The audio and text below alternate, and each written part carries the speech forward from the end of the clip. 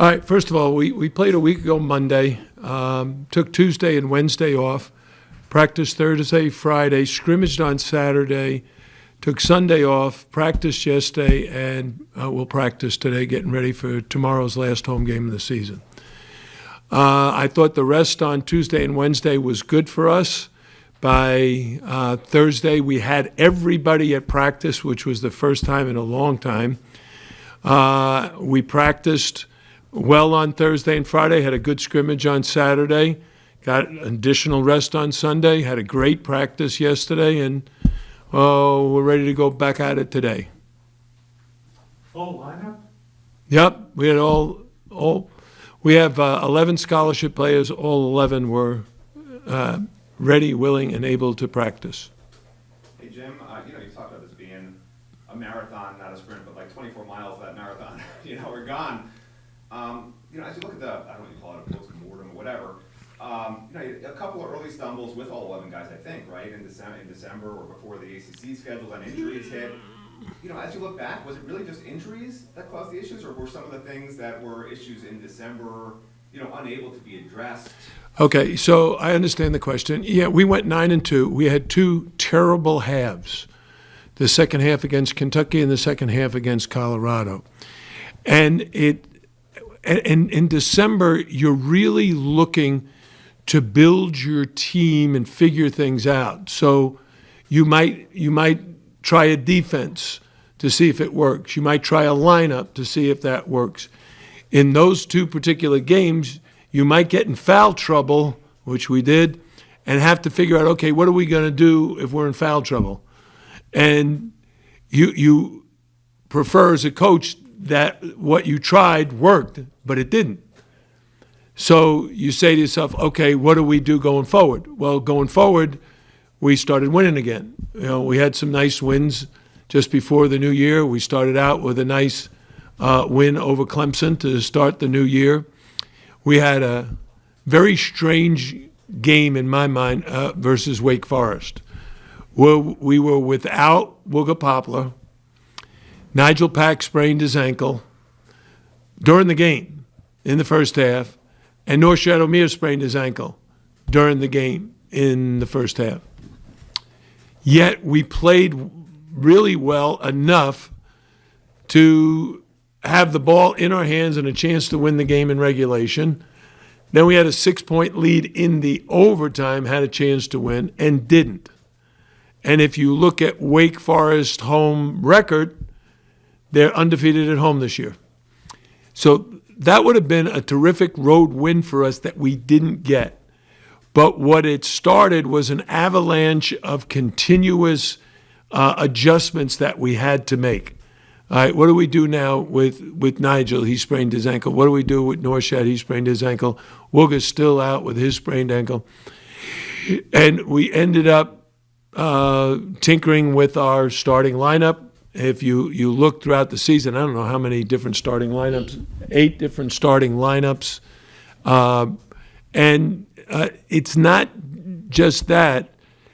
It's the adjustment you have to make because of who got hurt. So Nigel Pack was the first casualty. He's our point guard. We put the ball in his hands, and he led us, and now he's out.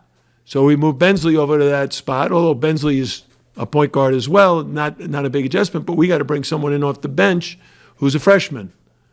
Now he moves from being a solid sub to now he's got to start and play. Instead of playing 15 minutes, now he's playing 22 or 25. It's a little more responsibility. All right? And then you get another guy hurt. Norshad Omier sprains an ankle, and he doesn't play against Syracuse, and you lose at the buzzer. And so in the months of January and February, quite frankly, I know everybody that has enjoyed watching Miami men's basketball program these last couple of years have to look at it and say, what in the heck is going on? And I'm right with them. If I had a simple answer to these questions, I would have used them. the number of times my staff and I have discussed whether or not we should zone. We discussed using a diamond and one. But then when you practice it and it doesn't look very good, as a coach, you're not going to say, okay, maybe it'll work in the game. No, first it's got to look good in practice. Like, okay, that makes sense. And then try it in a game, and then whether it works or not, you adjust. So, can I just follow up? Yeah, finish up. So it's one of those years, I get it, okay? Next year, I think there's no seniors on this team, right? You have a number 10 recruiting class. Like, do you have a sense for, okay, this was just one of those years, and for fans now, hey, fans, like, look at next year because we'll be back to what we were? Like, do you have a sense of that coming? Oh, no. Okay.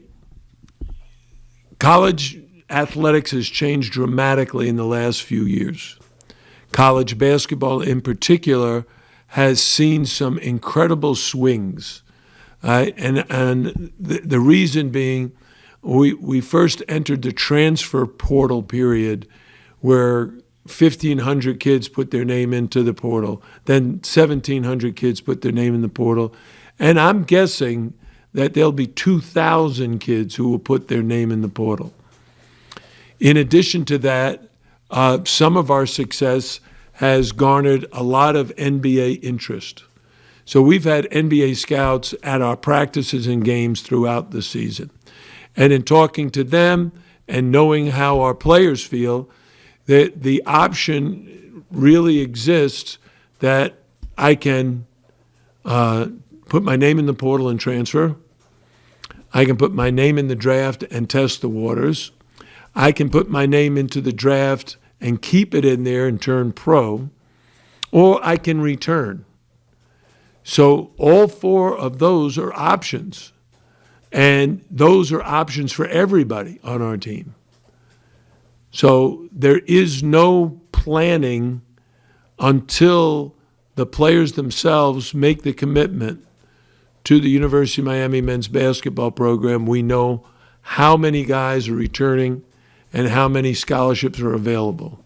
Appreciate it. I want to go back to the adjustments and maybe learning of your team, with not knowing exactly how things are going to go in a game, but how do you feel like right now, got 11, the adjustments you want to make, or feel like basically how well you know your team, if you do have all 11, how do you feel confidence-wise? Well, confidence is a funny thing. It comes and goes based on, basically how well you're playing. But we had a scrimmage on Saturday, and we played 6-on-6. And we played for a 20-minute half, and the starters scored 58 points. It's the first time we've been healthy in a very long time. And from an offensive standpoint, we looked very, very good. In that half, we had 16 assists, and we made, I think it was like 12 threes. But that's us when we're healthy, we're playing well, we're sharing the ball. And we did that on Saturday. Whether we can do that against an entirely different opponent, who knows? Anything else? Let's get Boston College.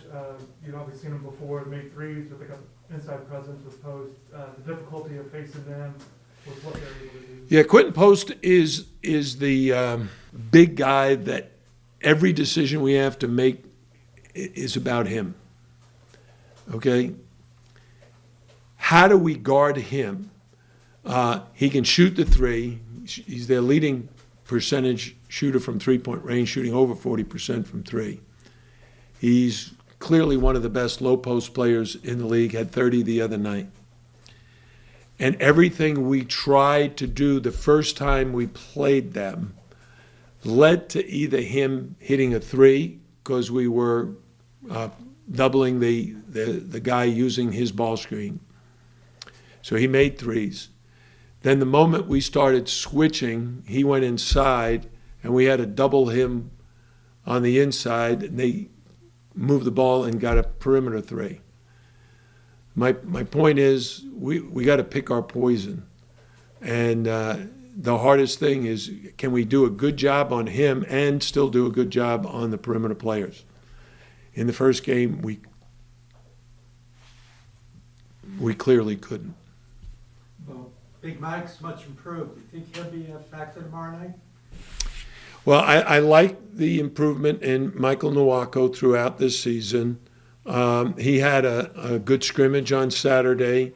He was, I think, in the first half, 5 for 7 from the field, scored double figures in the first half, and looked good doing it. The guys he's going against are such experienced players. How old is Quentin Post? What year is he? He's at least June. He was injured for a couple of years. And he's so much improved this year as well. And he's a transfer.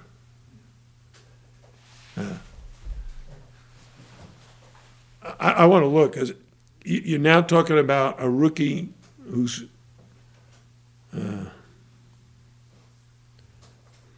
He's a fifth year. yeah.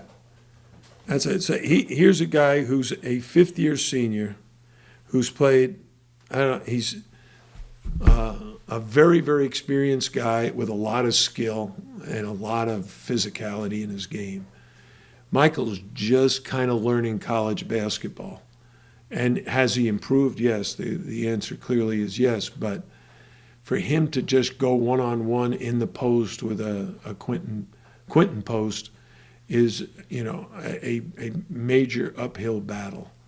A guy like Norshad Omir has his hands full, and he's a fourth-year player with a lot of experience under his belt. The difference between Quentin Post and Armando Bacot is you almost always know where to find Armando Bacot, and that's in the paint. He's going to find his way to offensive rebound, post up, run the court and get to the rim, ball screen and roll hard. But in Quentin Post, he's all over the place. He's shooting threes, he's handling the ball, he's posting up, he hits a jump hook, he picks and pops. So it's very, very difficult for us to guard him. One of the biggest challenges for us has been to get bigger. We've tried. We've had a lot of big guys that we've recruited, and we felt like, okay, we need this guy, and end up going to some other school. Recruiting is hard. We're very, very fortunate. We have 3 very good freshmen coming in next year. I really like what they're doing. Jalil Bethea has been selected for the McDonald's All-American game. Schwartz. Austin Schwartz was he the player of the year? I think he's the player of the year. And then Isaiah Johnson Arrigo is, vying for player of the year in that state as well. So, but to get another 6'10" guy, so we can. My plan for next year, if we have everybody back, it would be to play Michael Nowaka and Norshad together. So now we have 2 big guys that can both rebound and score in around the basket.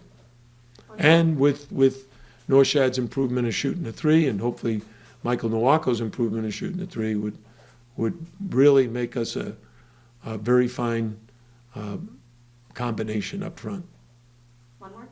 Yeah, I've got one. You talked about pick your poison type mentality towards Boston College. You've done that with other teams. Do you get a sense on how other teams view you guys? I know you don't have maybe that, but do you sense that they're guarding you differently each and every game, or how they're trying to take certain things that you guys do? Yeah, every team does something a little bit different. Like in Nigel's case, when he was playing, they spent a lot of time denying him. Certain teams trapped Norshad Omir. Not a lot, but enough that you had a plan for it. Wooga Poplar's another one that they spent a lot of time denying, really getting in his grill and try to keep him from catching the ball. But every game is different. Every opponent is different.